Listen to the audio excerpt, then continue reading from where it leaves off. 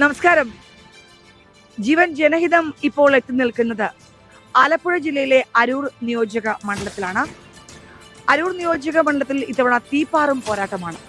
രണ്ട് വനിതാ സ്ഥാനാർത്ഥികൾ നേർക്കുനേർ പോരാടുന്നു എന്നുള്ളതാണ് പ്രത്യേകത. സിറ്റിംഗ് MLA ആയ LDF നിന്നുള്ള ദലീമ, ഒപ്പം എതിർ സ്ഥാനാർത്ഥി UDF നിന്ന് ഷാനിമോൾ ഉസ്മാൻ നേർക്കുനേർ ഏറ്റുമുട്ടുകയാണ്. അതുകൊണ്ട് തന്നെ പോരാട്ടം ശക്തമാണ്. കേരളം ഉറ്റുനോക്കുന്ന മണ്ഡലമാണ്.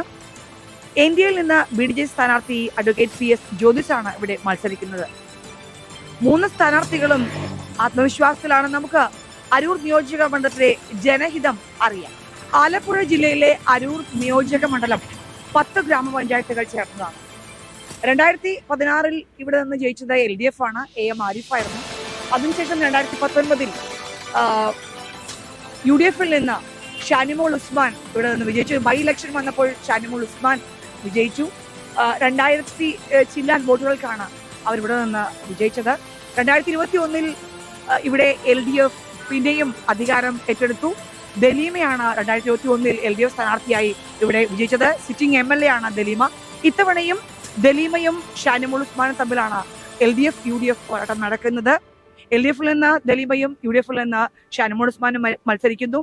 BDJയിൽ നിന്ന് ഇത്തവണ മത്സരിക്കുന്നത് NDAയുടെ ഭാഗമായ BDJയിൽ നിന്ന് അഡ്വക്കേറ്റ് PS ജ്യോതിഷാണ്. ഇന്നാട്ടുകാരനായ അദ്ദേഹം ഇവിടുത്തെ വോട്ടുകളെല്ലാം തങ്ങൾക്ക് അനുകൂലമായി വരുമെന്നുള്ളൊരു വളരെയധികം പ്രതീക്ഷയിലാണ്. അതുകൊണ്ട് തന്നെ മൂന്ന് മുന്നണികളും വളരെയധികം ആത്മവിശ്വാസത്തിലാണ്.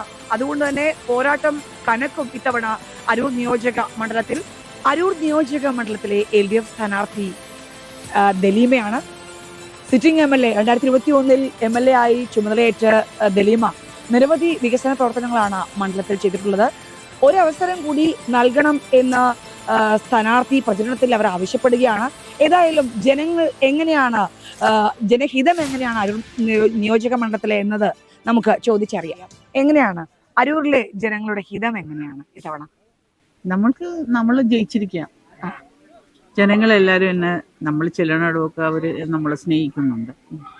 അവര് നിഷ്കളങ്കരാണല്ലോ. അവർക്കെല്ലാം കാണുമ്പോൾ അറിയാം എത്ര വികസനങ്ങൾ നടക്കുന്നു, എല്ലാ മണ്ഡലങ്ങളിലും എന്തെല്ലാം നടക്കുന്നു എന്നുള്ളതൊക്കെ അവർക്ക് അറിയാലോ. അപ്പൊ ഒരിക്കലും അവരെ വഞ്ചിക്കുകയോ ചതിക്കുകയോ ചെയ്ത ഒരു ഗവൺമെന്റ് അല്ല ഇടതുപക്ഷം ഭരിക്കുന്നതെന്ന് അവർ തിരിച്ചറിഞ്ഞു. കോടിക്കണക്കിന് രൂപയുടെ വികസന പ്രവർത്തനങ്ങളാണ് നമ്മുടെ നാട്ടിൽ നടന്നുകൊണ്ടിരിക്കുന്നത്. അതും വലിയ വികസന പ്രവർത്തനങ്ങളിലാണ് ആദ്യമൊക്കെ ഞാൻ എടുത്ത് ചെയ്തത്. പിന്നീട് നമ്മളുടെ വർക്കുകൾ 5 വർഷം കൊണ്ട് ഒരിക്കലും ഒരു MLAയുടെ വർക്കുകൾ കുറച്ചുകൂടെ പൂർത്തീകരിക്കാനുണ്ട്. നമ്മുടെ സർക്കാർ വന്നാലേ അതിന് തുടർ പൂർത്തീകരിക്കണമല്ലോ. സർക്കാർ വെച്ച വൻകിട വലിയ വലിയ പദ്ധതികളുണ്ട്. ഇപ്പൊ തന്നെ നേരഘടകമാക്കി ഞാൻ പെരുമ്പളം പാലം നമ്മള് നാടിന് സമർപ്പിച്ചു. അപ്പൊ നേരഘടകമാക്കിയ പാലവും 2012 കല്ലിട്ടതാണ്. നാടിന് സമർപ്പിക്കാൻ ഒരു മാസം കിട്ടിയാൽ നമ്മൾ അപ്രോച്ച് റോഡ് പൂർത്തിയാക്കി സമർപ്പിക്കുമായിരുന്നു. 3 ജില്ലയെ ബന്ധിപ്പിക്കുന്ന പാലമാണ്. കോടിക്കണക്കിന് രൂപയാണ് നമ്മുടെ സർക്കാർ അതിനു വേണ്ടി മാറ്റി തന്നത്. കാരണം അത് നടക്കാതെ പോയൊരു പ്രോജക്റ്റാണ്. അപ്പൊ അങ്ങനെ കോടിക്കണക്കിന് രൂപയുടെ പ്രോജക്റ്റുകൾ ഇനിയും നടക്കുവാൻ കുറെ കൂടെ പൂർത്തീകരിക്കുവാനുണ്ട്. ജനങ്ങളുടെ ക്ഷേമ പ്രവർത്തനങ്ങളിൽ ഇനിയും പൂർത്തീകരിക്കാത്ത പലതും ഉണ്ടെങ്കിൽ അതെല്ലാം ഗവൺമെന്റിന് പൂർത്തീകരിക്കണം. ഗവൺമെന്റ് അത്രയും ആർജവത്തോടെ അത്രയും ലക്ഷ്യബോധമുള്ള ഒരു ഗവൺമെന്റാണ് ഇടതുപക്ഷം ഭരിക്കുന്നത്. അതുകൊണ്ട് തന്നെ അതും പൂർത്തീകരിക്കണം, എല്ലാം പൂർത്തീകരിക്കണം. ഇപ്പൊ വീടുകൾ തന്നെ എത്രയോ മനുഷ്യർക്ക് വീടുകൾ കിട്ടി, നമുക്കറിയാമല്ലോ. അതിന്റെ ഒരു കണക്ക് നിങ്ങൾക്ക് എല്ലാവർക്കും അറിയാം. അപ്പൊ ഇനിയും കിട്ടാത്തവർക്കും കിട്ടണം. പൂർത്തീകരിക്കാത്ത പദ്ധതികൾ, തുടങ്ങി വെച്ചിരിക്കുന്ന പദ്ധതികളെല്ലാം പൂർത്തീകരിക്കണമെങ്കിൽ ഒരു ടേമും കൂടി തരണമെന്നാണ് പറയുന്നത്. ഒരു ടേമല്ല, ഒരു തുടർ ഭരണം നമുക്ക് വേണം. അത് ജനങ്ങൾ ഇപ്പൊ തിരിച്ചറിഞ്ഞു. ഇടതുപക്ഷം വന്നതിന് ശേഷമാണ് ഈ വലിയ മാറ്റങ്ങൾ.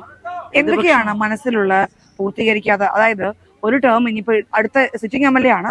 MLA തുടർന്ന് പോവുകയാണെങ്കിൽ എന്തെല്ലാം കാര്യങ്ങളാണ് മനസ്സിലേക്ക് ഓടി വരുന്നത്? പെട്ടെന്ന് പൂർത്തീകരിക്കേണ്ട കാര്യങ്ങൾ ജനങ്ങൾക്ക് വേണ്ടിയിട്ട് ധാരാളം ഉണ്ട്. കോടിക്കണക്കിന് രൂപയുടെ വികസന പ്രവർത്തനങ്ങളുണ്ട്. 10 കോടിയുടെ സർക്യൂട്ട് ടൂറിസം തന്നെ അത് നമ്മളെ തുടക്കം കുറിക്കാൻ അത് ടെൻഡർ എടുത്തു. ഒരാള് ഫാറൂഖ് കൺസ്ട്രക്ഷൻ എടുത്തു കഴിഞ്ഞിട്ട് ആ ടെൻഡർ ഓപ്പൺ ചെയ്ത് അദ്ദേഹം എഗ്രിമെന്റ് വയ്ക്കാനായിട്ട് പോകുന്ന സമയത്ത് പെരുമാറ്റച്ചട്ടം വന്നു. അപ്പൊ അതവിടെ ഇലക്ഷൻ പെട്ടെന്ന് വന്നത് നിങ്ങൾക്ക് തിരിച്ചടിയായിരുന്നു. അത് നമുക്കൊരു തിരിച്ചടിയായി. അങ്ങനെ ഇലക്ഷന്റെ ആ പ്രോട്ടോകോൾ വന്നതാണ് ഞങ്ങളുടെ തിരിച്ചടി. കാരണം വെച്ചാൽ അത് ഞാൻ പറഞ്ഞില്ലേ, മുന്നേ പറഞ്ഞതുപോലെ വലിയ പ്രോജക്റ്റുകളെല്ലാം തന്നെ ഇനിയും ഉണ്ട് അത് ഉദ്ഘാടനം ചെയ്യപ്പെടാൻ. കാരണം ഈ സർക്കാർ തന്ന വലിയ വലിയ ഫണ്ടുകളല്ലേ അത്. അപ്പൊ ആ സർക്കാരിന്റെ കാലഘട്ടത്തിൽ തന്നെ നമുക്കത് ആ വർക്കുകളെല്ലാം പൂർത്തീകരിക്കണം. ഇനി അത് തന്നെയല്ലല്ലോ, ജനങ്ങളുടെ കാര്യമല്ലേ, ജനങ്ങളെ സേവിക്കുന്ന ഒരു സർക്കാർ, ജനങ്ങൾക്ക് വേണ്ടിയാണ് ഇതെല്ലാം ചെയ്യുന്നത്. ജനങ്ങൾക്ക് വേണ്ടി ചെയ്യുന്ന കാര്യങ്ങള് ജനങ്ങളുടെ തൃപ്തിയല്ലേ. ഈ സർക്കാർ എപ്പോഴും ജനങ്ങളുടെ തൃപ്തിയാണ് നോക്കുന്നത്. അപ്പൊ അതുകൊണ്ട് തന്നെ കോടിക്കണക്കിന് രൂപ ഇപ്പൊ പെൻഷൻ തന്നെയാണെങ്കിലും എല്ലാവർക്കും കിട്ടുന്നില്ലേ, 2000 രൂപ വെച്ച് എത്രയും മനുഷ്യർക്ക്. മറ്റു കാര്യങ്ങള് നമ്മള് ഇവിടെ വന്നപ്പോൾ ഉള്ള കാര്യങ്ങൾ, കുറച്ച് റോഡുകളുടെ ഗതാഗത യോഗ്യമല്ലാത്ത കുറച്ച് റോഡുകളുണ്ട്. അപ്രോച്ച് റോഡുകൾ, പാലങ്ങൾ ഇനിയും പണിയാൻ കിടക്കുന്നു. ഗതാഗത സഞ്ചാര യോഗ്യമാക്കണം. അങ്ങനെ വികസന ഇൻഡസ്ട്രിയൽ പാർക്ക് വരണം. അവിടെ തൊഴിലവസരങ്ങൾ ജനങ്ങൾക്ക് വരണം, യുവാക്കൾക്ക് തൊഴിലവസരങ്ങൾ വരണം, സ്ത്രീകൾക്ക് വരണം. അതിനൊക്കെ എന്താണ് തടസ്സമായി നിൽക്കുന്നത്? ഫണ്ടല്ല, പക്ഷേ അതിന്റെ പ്രവർത്തനങ്ങൾ മുന്നോട്ട് പോകാനായിട്ട് എന്തൊക്കെ കാര്യങ്ങളാണ് ചെയ്യുന്നത്? നമ്മളുടെ ഗവൺമെന്റ് വന്നതിന് ശേഷമാണല്ലോ ഫുഡ് പാർക്ക് ഉദ്ഘാടനം ചെയ്തത്. ഇവിടുത്തെ ഫുഡ് പാർക്ക് ഉദ്ഘാടനം ചെയ്ത് നമ്മുടെ ഗവൺമെന്റ് വന്നതിന് ശേഷമാണ്. അതുപോലെ ഇൻഫോ പാർക്ക് ഇതെല്ലാം കിടപ്പുണ്ടല്ലോ, ധാരാളം ഇൻഡസ്ട്രീസ് ഏരിയ ഉണ്ട്. യുവാക്കൾ ഇപ്പൊ ഇവിടുത്തെ സിസ്റ്റം എന്ന് പറഞ്ഞു കഴിഞ്ഞാല്, ഇവിടെ ഇപ്പൊ റോഡ് നിങ്ങൾ പറഞ്ഞില്ലേ, റോഡുകൾ പൊട്ടിക്കിടക്കുന്നു എന്ന് പറഞ്ഞാല്, നമ്മള് പ്രകൃതിയുടെ ദുരന്തങ്ങളെ അതിജീവിച്ച മനുഷ്യരാണ് ഈ 10 വർഷക്കാലം. ഇതിനൊരു അരനൂറ്റാണ്ട് പിന്നിലേക്ക് നോക്കിയാൽ ഒരു പ്രകൃതി ദുരന്തങ്ങളും ഉണ്ടായിട്ടില്ല. നിപ്പയോ കോവിഡോ കൊടുങ്കാറ്റോ വെള്ളപ്പൊക്കമോ ഒന്നും വന്നിട്ടില്ല, ഒന്നും ഉണ്ടായിട്ടില്ല. ഇല്ല, ശരിയല്ലേ? ഇതൊരു സത്യമല്ലേ, സത്യമായിട്ടുള്ള കാര്യമാണ്. അതായത് നിപ്പ, കോവിഡ്, കൊടുങ്കാറ്റ്, വെള്ളപ്പൊക്കം, മലയിടിഞ്ഞ് പോരല്, സുനാമി അതിന് മുന്നേ വന്നു. ബാക്കിയുള്ളതെല്ലാം സംഭവിച്ചൊരു കാലഘട്ടമായി കോവിഡ് പ്രത്യേകിച്ച്. ഈ ഒരു കാലഘട്ടം വെള്ളപ്പൊക്കം, മെയിനായിട്ട് വെള്ളപ്പൊക്കം. ഈ വെള്ളപ്പൊക്കത്തിൽ നമ്മുടെ റോഡുകള് എല്ലാം ചെറിയ റോഡുകളെല്ലാം ചിപ്പിംഗ് കാർപ്പറ്റ് എന്ന് പറയും. ചെറിയ റോഡ്, അത് ഒരു വർഷം കൊണ്ട് മിക്കവാറും പൊട്ടുന്ന റോഡുകളാണ് നമുക്കുള്ളത്. അപ്പോൾ ആ റോഡുകളിൽ ഈ വെള്ളമെല്ലാം നിന്ന് ആ റോഡുകളെല്ലാം പൊട്ടാൻ കാരണം എന്താ? ഈ ജലം കെട്ടിക്കിടക്കുന്നുണ്ട്. ഞങ്ങള് 3 ചുറ്റും കായലും 1 ചുറ്റും കടലുമായിട്ടുള്ള ഒരു നാടാണ് ഈ അരൂർ. മനസ്സിലായില്ലേ? എന്നാൽ ഇതിന്റെ പ്രത്യേകത എന്ന് പറഞ്ഞാൽ, ഈ നാടിന്റെ പ്രത്യേകത എന്ന് പറഞ്ഞാൽ, ഇവിടുത്തെ സ്ഥലങ്ങൾക്കൊക്കെ വലിയ വിലയാണ്. എറണാകുളത്തോട് ചേർന്ന് നിൽക്കുന്ന, അതായത് ഒരു പാലം, പ്രകൃതി രമണീയമായ സ്ഥലമാണ്. പക്ഷെ ഈ ഒരു വിഷമത ഞങ്ങളെ ഏശുന്നുണ്ട്. അപ്പൊ അതിന്റെ ഈ വെള്ളപ്പൊക്കത്തിന്റെ പരിണിത ഫലമാണ് റോഡുകളെല്ലാം പൊട്ടിപ്പൊളിഞ്ഞത്. അതിനായിട്ട് നമ്മള് ഫണ്ടുകൾ, ഗ്രാമീണ ഫണ്ടുകൾ തന്നെ, കോടിക്കണക്കിന് ഗ്രാമീണ ഫണ്ടുകൾ തന്നെ വെച്ച് പല റോഡുകളും ചെയ്തിട്ടുണ്ട്. LDF തുടർ ഭരണം മുന്നിൽ കാണുന്ന ഒരു സ്ഥിതിവിശേഷമാണ് ഇപ്പോ. അത് തുടർന്ന് പോവാനുള്ള സാധ്യത എങ്ങനെയാണ്? 100% ഉറപ്പാണ്. LDF ഉറപ്പാണ്. ഇവിടെ ബിജെപിയുടെ സാധ്യത എങ്ങനെയാണ്? അത് എത്രമാത്രം വോട്ടായി, വോട്ടിൽ കുറവ് വരാൻ സാധ്യതയുണ്ടോ? BJP വരാൻ സാധ്യത തീരെ കുറവാണ്. BJPയുടെ വോട്ടുകൾ ആർക്കാണ് ദോഷം ചെയ്യുക? നമുക്കൊരു ദോഷം ചെയ്യത്തില്ല. LDFന്റെ വോട്ടുകൾ LDFന് തന്നെ ഉള്ളതാണ്. എന്റെ സഹാക്കൾ ഒരിക്കലും മറിഞ്ഞു വരാൻ സാധ്യതയില്ല. അവർ അതിൽ തന്നെ ഉറച്ചു നിൽക്കും. അവരൊന്നും നേടിയിട്ട് നിൽക്കുന്നവരും അല്ല. ചിന്തിച്ചാൽ മതി. എന്റെ ചുറ്റിനുമുള്ള എന്റെ സഹാക്കള് ജീവിതത്തിൽ ഒന്നും നേടാത്തവരാണ്. ആ നേട്ടം അവർ പ്രതീക്ഷിക്കണമില്ല. പക്ഷെ അവര് LDFന്റെതാണ്. അവർ അരിവാൾ ചുറ്റിയെന്ന് അവർ ചലിക്കത്തില്ല. അതാണ് അതിന്റെ പ്രത്യേകത. പ്രത്യേകിച്ച് BDJS ആണ് എതിർ NDAയിൽ വരുന്നത്. അവര് കേന്ദ്ര നയങ്ങൾ ഉയർത്തിപ്പിടിച്ചാണ്, കേരളത്തില് അവർ ഫണ്ട് ലഭിക്കുന്നില്ല എന്ന കേന്ദ്ര നയങ്ങൾ ഉയർത്തിപ്പിടിച്ചാണ്, മോഡിജിയുടെ നയങ്ങൾ ഉയർത്തിപ്പിടിച്ചാണല്ലോ. കേന്ദ്രം നമുക്ക് ഫണ്ടുകൾ തരുന്നില്ലല്ലോ. നമ്മൾ ഇത്രയും ദുരന്ത കയത്തിൽ കിടന്ന് പിടഞ്ഞിട്ട് നമുക്ക് എന്ത് തന്നു എന്നുള്ളത് കൂടെ നിങ്ങൾ കണക്കൂട്ടുക. നിങ്ങൾക്ക് തന്നെ അറിയാം. ഇപ്പൊ നമ്മളുടെ ചാനലുകളിൽ എല്ലാവർക്കും അറിയാം, മാധ്യമങ്ങൾക്കറിയാം എത്ര ഫണ്ടുകൾ നമുക്ക് തന്നു, എന്ത് തന്നു എന്നൊക്കെ എല്ലാവർക്കും കൃത്യമായിട്ട് അറിവുള്ളതല്ലേ. അവര് നമ്മളെ അത്രയധികം സഹായിച്ചിട്ടില്ല. നമുക്ക് സഹായം ഇല്ല. ഇപ്പോ നമ്മുടെ സംസ്ഥാന സർക്കാർ തനത് ഫണ്ട് വർദ്ധിപ്പിച്ച് നിലനിൽക്കുകയാണ്. ഇപ്പൊ നമ്മളെ ആർക്കും ചലിപ്പിക്കാൻ പറ്റത്തില്ല. ഇപ്പൊ നമ്മൾ ഉറച്ചു തന്നെ നിൽക്കുക. ഒരു വനിതാ നേതാവ് എന്നുള്ള രീതിയിൽ വനിതകൾക്കായി എന്തൊക്കെയാണ് പദ്ധതികൾ മുന്നിലുള്ളത്? എന്റെ വനിതകൾക്ക് നല്ല നല്ല പ്രോജക്റ്റുകൾ കൊണ്ടുവരണമെന്നാണ്. അവർക്ക് എല്ലാവർക്കും നല്ല ജോലിയാവണം. എന്റെ സ്ത്രീകൾ എന്നും വിഷമിക്കുന്നവരാണ്. ഒരു പരിധി വരെ പീലിംഗ് ഷെഡുകളിലൊക്കെ അവർ ഒരുപാട് കഷ്ടപ്പെടുന്നുണ്ട്. തണുപ്പിലിരുന്നുണ്ട് അവർ വിഷമിക്കുന്നുണ്ട്. അപ്പൊ അവർക്ക് ആ തണുപ്പിലിരുന്ന് വിഷമിക്കുമ്പോൾ അതിൻ്റെതായ ഒരു കൂലിയും കാര്യങ്ങളും ഒക്കെ വേണമെന്ന് എനിക്ക് ആഗ്രഹമുണ്ട്. പക്ഷെ ഇന്നത്തെ സ്ഥിതിവിശേഷം എന്ന് പറഞ്ഞാൽ യുദ്ധമൊക്കെ നടക്കുന്നത് കൊണ്ട്, യുദ്ധ സാഹചര്യങ്ങൾ നിലനിൽക്കുന്നത് കൊണ്ട് ഇവിടെ പീലിംഗ് ചെയ്യുന്ന കാര്യങ്ങളെല്ലാം പുറം രാജ്യത്തേക്ക് പോകാനുള്ള ഇത് കമ്പനികൾ അത് കെട്ടിക്കിടക്കുന്ന അവസ്ഥകൾ വരുമ്പോൾ കമ്പനികൾ നമ്മൾ പറയുന്ന എമൗണ്ട് കൂട്ടി നിങ്ങൾക്ക് കൊടുക്കാൻ സാധ്യത കുറയുന്നു. അപ്പൊ അതിൽ ഞാൻ വേദനിക്കുന്നുണ്ട്. പക്ഷെ ഇടപെടും, തീർച്ചയായിട്ടും ഇടപെടും. അവർക്കൊരു നല്ല മുന്നേറ്റം ഉണ്ടാവും. നല്ല മുന്നേറ്റം പല പല പദ്ധതികളും ഇത് ഹൈടെക് രീതിയിലേക്ക് അവരെ ഉയർത്തും, സാധാരണ ജനങ്ങളെ ഉയർത്തണം. Okay, ഇത്രയും ചെയ്തില്ലേ, അപ്പൊ വിജയ പ്രതീക്ഷയാണ്. സിറ്റിംഗ് നമ്മളെ തുടരുമെന്നുള്ള പ്രതീക്ഷയാണ്. അപ്പൊ നമുക്ക് സന്തോഷത്തോടെ ഒരു പാട്ട് പാടിയേക്കാം പ്രേക്ഷകർക്കായി. ചെറിയൊരു 4 വരി പ്രേക്ഷകർക്ക്. പളനിമല ക്ഷേത്രമൂർത്തി ബാലമുരുക അടിയനെ നീ കാത്തിടേണി കാത്തിയ.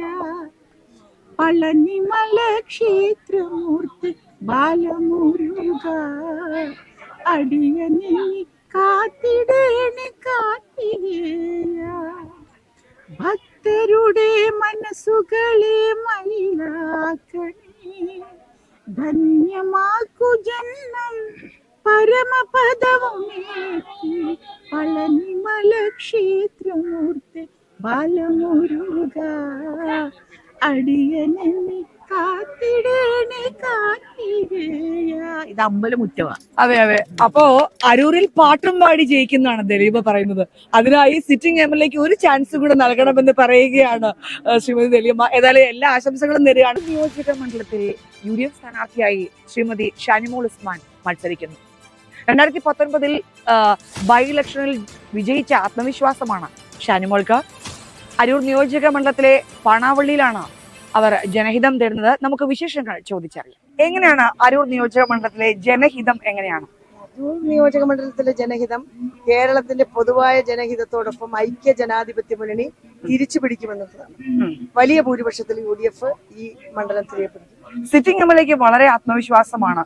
എങ്ങനെ കാണുന്നു അത്? അല്ലെ, തെരഞ്ഞെടുപ്പിൽ മത്സരിക്കുന്നവർക്കൊക്കെ ആത്മവിശ്വാസം കാണണമല്ലോ. ആത്മവിശ്വാസവും പോരാട്ടവും ഒക്കെ സ്വാഭാവികമാണ്. പക്ഷെ അന്തിമ വിജയം എന്ന് പറയുന്നത് ഇടതുപക്ഷ ജനാധിപത്യ മുന്നണി ഗവൺമെന്റിനെതിരായിട്ടുള്ള അവരുടെ ദുർഭരണത്തിനെതിരായിട്ടുള്ള വിധിയെഴുത്തായിരിക്കും. ആ കാര്യത്തില് അരൂർ ജനത UDF-നൊപ്പം നിൽക്കും. എന്തൊക്കെ വികസന പ്രവർത്തനങ്ങളാണ് അരൂരിൽ UDF മുന്നോട്ട് വയ്ക്കുന്നത്? വികസന പ്രവർത്തനങ്ങൾ എന്ന് പറയുമ്പോഴും അടിസ്ഥാന ജീവിത സൗകര്യങ്ങൾ നിഷേധിക്കപ്പെട്ട വലിയൊരു ജനത ഇവിടെ ഉണ്ട്. നിങ്ങൾ ഇവിടെ നിന്ന് നേരെ എന്റെ അഭിപ്രായത്തിൽ ഇവിടുത്തെ തീരപ്രദേശങ്ങളിൽ അടക്കം പോകണം. 7 മാസമായി കുടിവെള്ളം കിട്ടിയിട്ട് എന്തുകൊണ്ട് ഈ ഗവൺമെന്റ് അതിനകത്ത് നോക്കിയില്ല? എന്തുകൊണ്ട് അത്തരം വിഷയങ്ങൾ അഡ്രസ് ചെയ്തില്ല? ഈ കൊടിയ ചൂടിലും കുടിവെള്ളം കിട്ടാതെ വിഷമിക്കുന്ന ആളുകൾ തുറവൂര് കുത്തിയതോട് തീരപ്രദേശത്ത് പ്രത്യേകമായിട്ടുണ്ട്. വെള്ളക്കെട്ടിന്റെ പ്രശ്നം ഇവിടെ ഉണ്ട്. വേലിയേറ്റത്തിന്റെ പ്രശ്നം കൊണ്ട് വല്ലാതെ ബുദ്ധിമുട്ടുന്ന ജനങ്ങളുണ്ട്. ഇവിടെ കാണുന്ന മലബാർ സിമന്റ് അടക്കമുള്ളത് കെട്ടിടങ്ങൾ മാത്രമേ ഉള്ളൂ. അതിനകത്ത് എന്തെങ്കിലും ഉണ്ടോ എന്ന് ആരെങ്കിലും നോക്കിയിട്ടുണ്ട്? പൊള്ളയായ സംവിധാനങ്ങളാണ്. ഒരു വ്യവസായവും ഇല്ല. അങ്ങനെ വികസനത്തിന്റെ കാര്യം പറഞ്ഞാൽ ഒരുപാട് കാര്യങ്ങൾ ഇവിടെ ചെയ്യാനുണ്ട്. പടിപടിയായി ജനങ്ങൾ നൽകുന്ന മുൻഗണന അനുസരിച്ച് ശ്രീ KC വേണുഗോപാൽ MP-യോടൊപ്പം നിന്നുകൊണ്ട് ഐക്യ ജനാധിപത്യ മുന്നണി നടത്തി. എന്തൊക്കെയാണ് പെട്ടെന്ന് ഗതാഗതം? ഞങ്ങൾ വന്നപ്പോ കണ്ടതാണ്, റോഡുകളെല്ലാം താറുമാറായി കിടക്കുന്നു. ഗതാഗത യോഗ്യമാക്കാൻ എന്തൊക്കെ കാര്യങ്ങളാണ് ചെയ്യുന്നത്? വികസന പ്രവർത്തനങ്ങൾ നടത്തിയെന്ന് പറയുന്നവരോടാണ് ആ റോഡുകൾ ചൂണ്ടിക്കാണിക്കേണ്ടത്. ഞങ്ങളെ സംബന്ധിച്ച് സഞ്ചാര യോഗ്യമായിട്ടുള്ള റോഡുകളാണ് ഏറ്റവും പ്രധാനപ്പെട്ട കാര്യങ്ങളിൽ ഒന്ന്. അത് മാത്രമല്ല, ഒരേ പ്രയോറിറ്റി കൊടുക്കേണ്ട ഒരുപാട് വിഷയങ്ങൾ ഇവിടെ ഉണ്ട്. അപ്പൊ ഇതൊക്കെ നമുക്ക് നടത്തിയെടുക്കണം. ജനങ്ങൾക്ക് നന്നായി യാത്ര ചെയ്യാൻ പറ്റുന്നില്ല. അരൂക്കുറ്റി ആശുപത്രി ഒന്ന് ചെന്ന് നോക്കിയാൽ മതി. ഒരു ആംബുലൻസ്, ഇന്നലെ ഞങ്ങൾ ആശുപത്രിയുടെ കാര്യം പറയണോ അത് അല്ലെങ്കിൽ റോഡിന്റെ കാര്യം പറയണമെന്നായിപ്പോയി. കുഴിയാണ് അവിടെ. ഒരു ആംബുലൻസ് വന്നാൽ വരുന്ന രോഗിയുടെ നില ഒന്നും കൂടി ഗുരുതരാവുന്ന രീതിയിലാണ്. റോഡുകളൊക്കെ തീർച്ചയായിട്ടും ഞങ്ങൾ നന്നാക്കും. കേന്ദ്രത്തിന്റെ നേതാക്കളെല്ലാം വന്നു കഴിഞ്ഞു. രാഹുൽ ഗാന്ധി അടക്കം വരുന്നു. രാഹുൽ ഗാന്ധിയുടെ ഏറ്റവും വലിയ സ്വപ്നമാണ് ഒരു വനിതാ മുഖ്യമന്ത്രി വരണം എന്നുള്ളത്. ഭാവി മുഖ്യമന്ത്രി വനിതാ മുഖ്യമന്ത്രി ആവണമെന്ന് വലിയ ആഗ്രഹമുണ്ട്. ഞാനത് സതീശനോട് കഴിഞ്ഞ ദിവസം പ്രതിപക്ഷ നേതാവ് ഇന്നലെ മാനിഫെസ്റ്റോ പുറത്തിറക്കുമ്പോൾ ഞാൻ പ്രതിപക്ഷ നേതാവിനോട് ആരാഞ്ഞു. അദ്ദേഹം പറഞ്ഞത് അദ്ദേഹത്തിന്റെ മനസ്സിലും അതുണ്ട് എന്നുള്ളതാണ്. എന്താണ് വനിതകൾക്ക് പ്രാധാന്യം കൊടുക്കുന്നുണ്ടോ? ഒരു കാര്യം പറയാം, ഞാൻ അതിനെ കാണുന്നത് വേറൊരു തലത്തിലാണ്. അത് കോൺഗ്രസും ഐക്യ ജനാധിപത്യ മുന്നണിയും ഒക്കെ സ്ത്രീകൾക്ക് കൊടുക്കുന്ന പ്രാധാന്യത്തിന് ഏറ്റവും ഉന്നതമായ സ്ഥാനം രാഹുൽ ഗാന്ധി മനസ്സിലൂടെ പറഞ്ഞതാണ്. ഇന്ത്യ രാജ്യത്ത് നോക്കിക്കേ, ഇന്ത്യയിലെ ഏറ്റവും കൂടുതൽ സ്ത്രീ നേതൃത്വത്തെ സൃഷ്ടിച്ചിരിക്കുന്ന ഇന്ത്യൻ നാഷണൽ കോൺഗ്രസ്സാണ്. അപ്പൊ ഇന്ത്യൻ നാഷണൽ കോൺഗ്രസ് എന്ന് പറയുന്ന പ്രസ്ഥാനം എത്രത്തോളം പ്രാധാന്യം സ്ത്രീകളുടെ രാഷ്ട്രീയത്തിന്, സ്ത്രീകളുടെ പൊതുപ്രവർത്തനത്തിന്, സ്ത്രീകളുടെ വിദ്യാഭ്യാസത്തിന് കൊടുക്കുന്നു എന്നുള്ളതിന്റെ ഒരു ആലങ്കാരികമായ ഭാഷയായിട്ട് അതിനെ കണ്ടാൽ മതി. മുഖ്യമന്ത്രിയൊക്കെ പാർട്ടിക്ക് തീരുമാനിക്കാനുള്ള നടപടിക്രമങ്ങളുണ്ട്, നമുക്കത് ചെയ്യാം. അത്തരത്തിലുള്ള സ്ത്രീകൾ കോൺഗ്രസിൽ ഉണ്ടെന്ന് ഉറപ്പുണ്ടോ? കോൺഗ്രസിന് എന്താ കുഴപ്പം? ആരെ കുഴപ്പമുള്ളത്? ഇവിടെ 50%, 33% വനിതാ സംവരണം വന്നപ്പോൾ ആളുകൾ എന്നപ്പോ കാണാം സ്ത്രീകൾ പഞ്ചായത്ത് ഭരിക്കുന്നത്. ഇപ്പൊ എത്ര മനോഹരമായിട്ട് 50% ആക്കിയില്ലേ. കോൺഗ്രസിൽ ഉണ്ട്, കോൺഗ്രസിൽ ശക്തരായ സ്ത്രീകളുണ്ട്. പിന്നെ ഇതിനപ്പുറം പറയാനുള്ളത്, ഇത്തവണ സീറ്റ് കിട്ടിയിരിക്കുന്ന മുഴുവൻ ആളുകളും കേരള നിയമസഭയിലേക്ക് UDFന്റെ ആളുകൾ ജയിച്ചു വരാൻ പോവാണ് വനിതകൾ. ഇത്തവണ വനിതകൾക്ക് പ്രാധാന്യം കുറഞ്ഞു എന്നൊരു കണക്കുകൂട്ടൽ എങ്ങനെയാണ്? എല്ലാ കാലത്തും പാർട്ടിക്കകത്ത് കലഹിക്കുന്ന ഒരാളാണ് ഞാൻ. അത് ഞാൻ പാർട്ടിക്കകത്തും പുറത്തും ഏത് ഘട്ടത്തിലും പറയാൻ എനിക്ക് മടിയില്ല. സ്ത്രീകൾക്ക് ഇത്രയൊന്നും പ്രാതിനിധ്യം പോരാ. കേരളം എന്ന് പറയുന്ന സംസ്ഥാനത്ത് സ്ത്രീകളുടെ വിദ്യാഭ്യാസം, സ്ത്രീകളുടെ പൊതുമേഖലയിലുള്ള ഇടപെടലുകൾ, ഈ കാര്യത്തിലൊക്കെ നമ്മൾ മറ്റു സംസ്ഥാനങ്ങളെ അപേക്ഷിച്ച് ഏറ്റവും മുന്നിലാണ്. അതുകൊണ്ട് സ്ത്രീകളെ കണക്ക് പറഞ്ഞ് അരിഷ്ടിച്ച് 1, 2, 3 തന്നാ പോരാ. മതിയായ പ്രാതിനിധ്യം സ്ത്രീകൾക്ക് ഉണ്ടാവണം. അല്ലെങ്കിൽ ഞങ്ങൾ ചോദിച്ചു വാങ്ങിച്ചില്ല. UDF അധികാരത്തിൽ വന്നാൽ സ്ത്രീകൾക്കും യുവാക്കൾക്കും വളരെയധികം പ്രാധാന്യം നൽകുന്നു പറയുന്നുണ്ട്. ഒപ്പം ഇവിടെ വികസനം കൊണ്ടുവന്നാൽ സ്ത്രീകൾക്കും ഒപ്പം യുവാക്കൾക്കും എന്തെല്ലാം മുൻഗണന, അവർക്ക് ജോലി, തൊഴിൽ, പ്രതിപക്ഷ നേതാവ് തന്നെ പറഞ്ഞു തൊഴിൽ തേടി പുറത്തേക്ക് യുവാക്കൾ പോകണ്ട എന്നുള്ളത്. അത്തരത്തിൽ എന്തെല്ലാം മാറ്റങ്ങൾ ഉദ്ദേശിക്കുന്നത്? അല്ല, UDFന്റെ ഇത്തവണ കണ്ടില്ലേ, ഇത്തവണ രാഹുൽ ഗാന്ധി UDFന്റെ പുതിയുഗ യാത്രയുടെ സമാപനത്തിലാണ് 5 ഗ്യാരണ്ടി, 5 അല്ല 6 കാര്യങ്ങൾ പ്രഖ്യാപിച്ചിട്ടുള്ളത്. ആ 6 പ്രഖ്യാപനങ്ങൾ കേരളത്തിലെ ജനങ്ങളുടെ ഇടയിൽ വലിയ ആത്മവിശ്വാസം. കാരണം തൊട്ടടുത്ത് കർണാടകത്തില് അതുപോലെ തെലങ്കാനയിലൊക്കെ കോൺഗ്രസ് ഗവൺമെന്റുകൾ നടപ്പിലാക്കിയ ഗ്യാരണ്ടികളാണ്.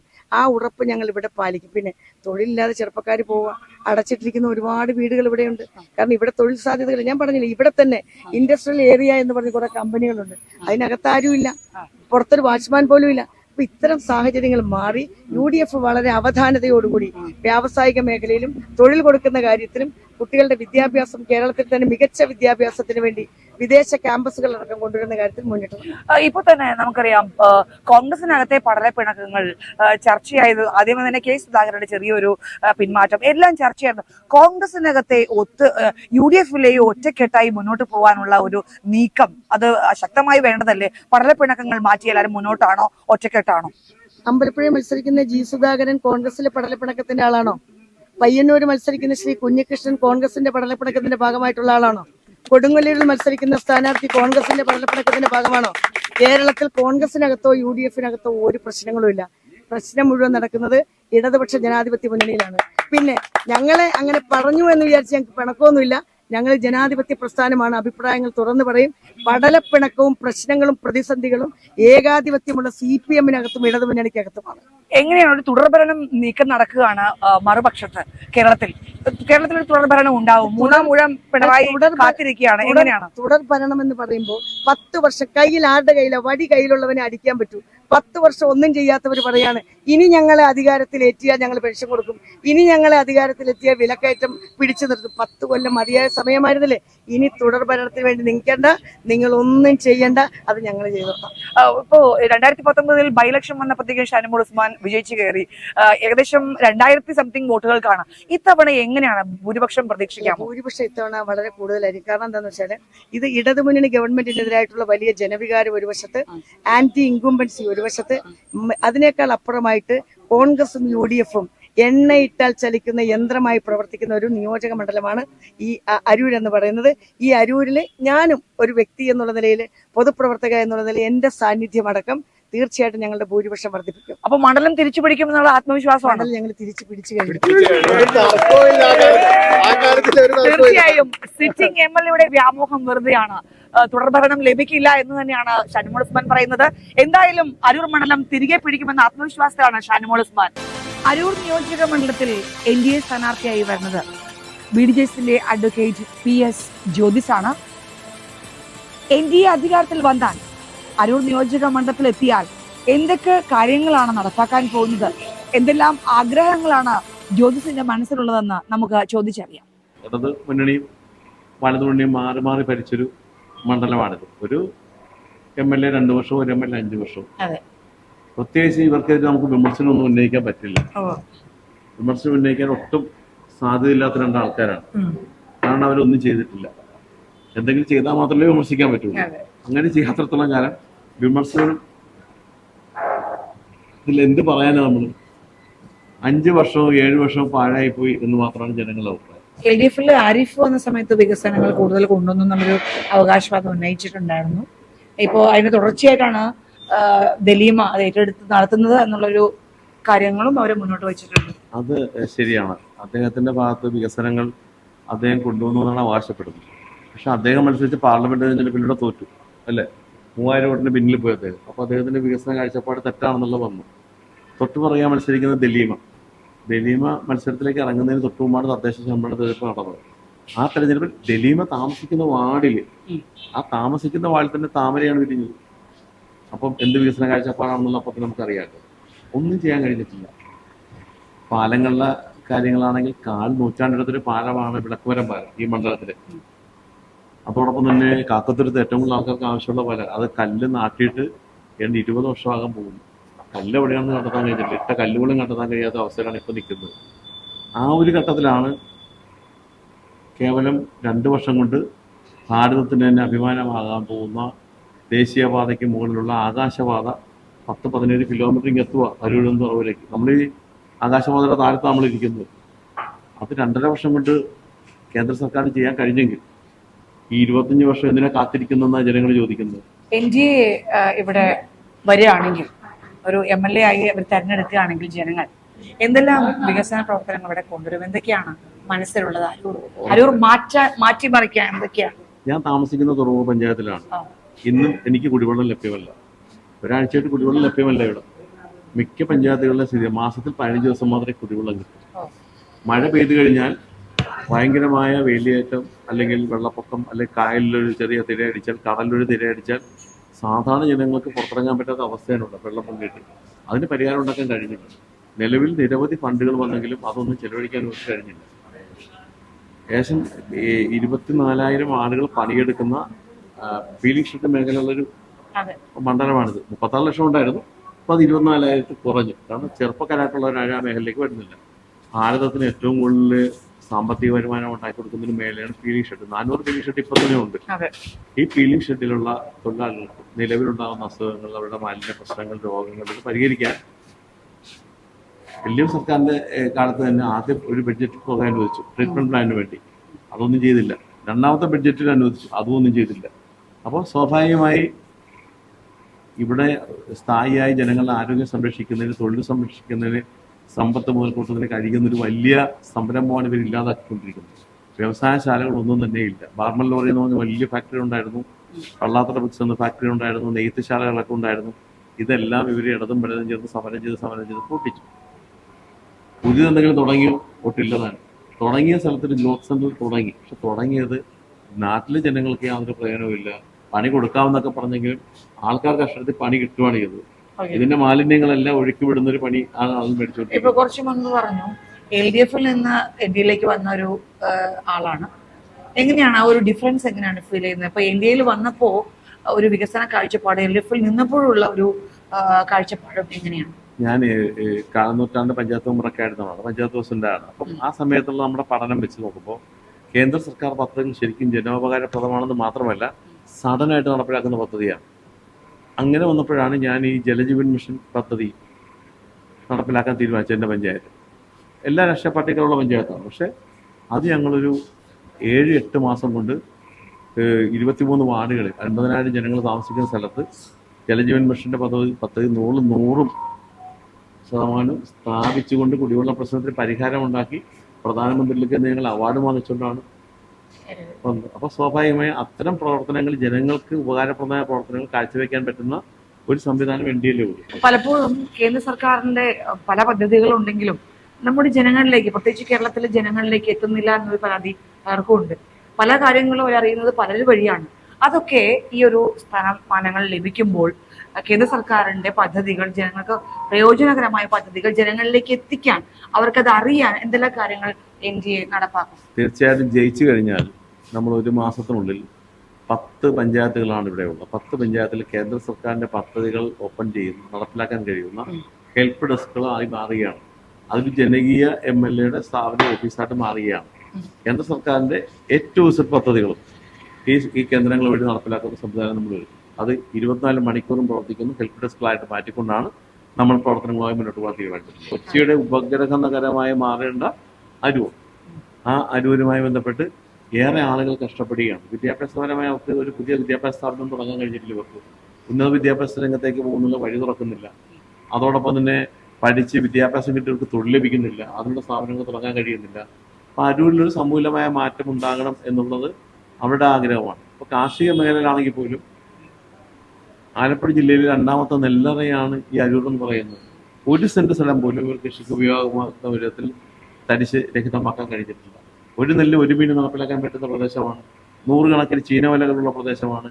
അതോടൊപ്പം തന്നെ നമ്മുടെ ഉൾനാടൻ മത്സ്യകൃഷി, വലിയൊരു ഉപദ്രവ കുളങ്ങൾ മത്സ്യകൃഷി തൊട്ട് ശുദ്ധേല മത്സ്യകൃഷി തൊട്ട് മത്സ്യകർഷകരും വളർത്തുന്നവരും ഒക്കെ ഉള്ളൊരു പ്രദേശം, കടലോര പ്രദേശം, കടലുമായി ബന്ധപ്പെട്ട് മത്സ്യബന്ധനം നടത്തുന്ന ആളുകൾ, അങ്ങനെ സമ്പുഷ്ടമായി നിൽക്കുന്ന ഈ മേഖലയിൽ ടൂറിസം സാധ്യത ഏറ്റവും കൂടുതലുള്ളൊരു പ്രദേശമാണ്. ടൂറിസ്റ്റുകളെ ഏറ്റവും കൂടുതൽ ആകർഷിക്കാൻ കഴിയുന്നൊരു മണ്ഡലമാണ് അരൂർ. അത്തരം വികസന സാധ്യതകൾക്ക് തുറക്കാൻ ഓപ്പൺ ചെയ്യാനവർക്ക് കഴിയുന്നില്ല. നമുക്ക് ഒരു അവസരം 5 വർഷത്തേക്കുള്ള അവസരം തന്നാൽ ഈ സമസ്ത മേഖലകളെയും ഉണർത്തിക്കൊണ്ട് ഏറ്റവും മികച്ച രൂപത്തിലേക്ക് നമുക്ക് എത്തിക്കാൻ കഴിയും. ഒരു മാറ്റം ആഗ്രഹിക്കുന്നുണ്ട്. ഉറപ്പാണ്, മാറാത്ത മാറുന്നുള്ള അക്ഷരാർത്ഥത്തിൽ അരൂർ മണ്ഡലത്തിൽ നടപ്പിലാകും. അപ്പൊ എല്ലാ ആശംസകളും നേരെയാണ്. അരൂർ ആര് വരും? നമ്മുടെ സ്ഥാനത്ത് വന്നിട്ടില്ലേ, ഞങ്ങൾ പറ്റിക്കരുത് അന്നേരം ഉള്ള കാര്യം പറഞ്ഞത്. ഓക്കെ, തുടർ ഭരണം ഉണ്ടാവോ? അരൂർ നിയോജക മണ്ഡലത്തിൽ ആര് വരും? എന്ത് പറ്റി? 3ാം ഊഴം പിണറായി വേണ്ടേ? പിണറായിയുടെ അക്രമ രാഷ്ട്രീയം കൊണ്ടാണ് ജനം തിരിച്ചു വരണ്ട.